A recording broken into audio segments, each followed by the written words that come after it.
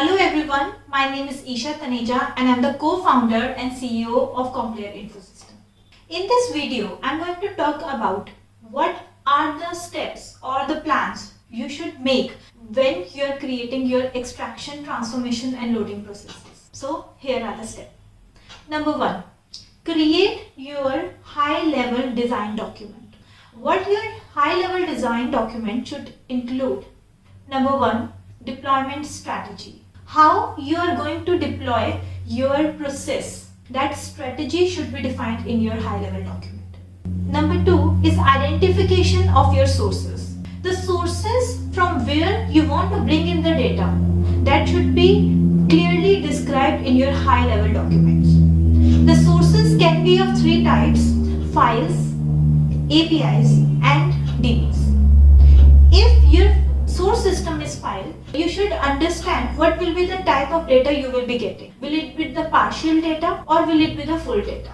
So you can define and design your ETL process in that way. Second, if your source system is APIs, then you should define what will be the API limits, authorization and throttling error which can come across while designing your high-level documents. Identification of target system. In the high-level documents, you have to define what and where the data will be loaded. What are your target systems and where your data will be loaded. Define the error handling strategy. If you have come across with an error in the ETL process, how you will be handling that error, that should be clearly defined in your high-level document. And lastly, the auditing strategy. You should clearly identify the process, how you will do the auditing. And you can define that process, which can include what are the number of records that you are getting from the source and what are the number of records that is being loaded in the target.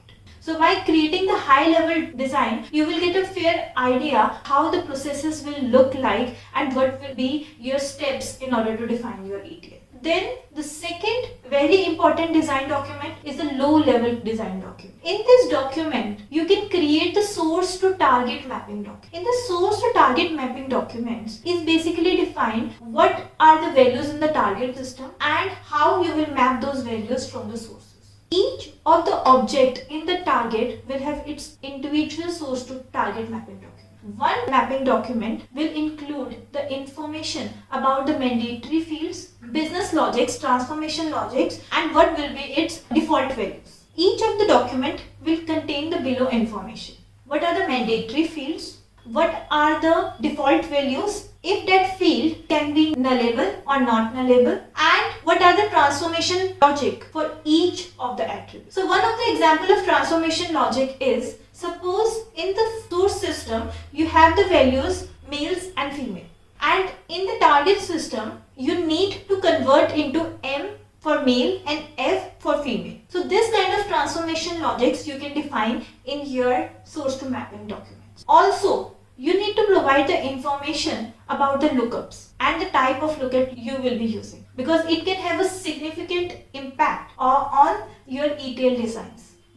Does that lookup has a one-to-many relationship or many-to-many relationship? That should also be taken care while designing this source to target mapping document.